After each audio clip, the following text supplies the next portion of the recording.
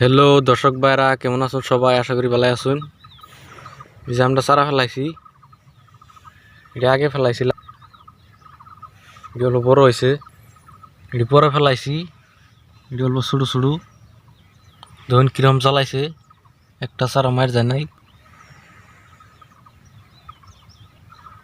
চারার মাঝের মধ্যে পোহা ধরছে, গতিকে আজকে পোহা মারা দিম। এই পোহা মারাটা দিম, এই পোহা মারাটা হইলে তেজাস। এই পোহা মারাটা চারার মধ্যে দিলে ঘুরে পোহা থাকে না।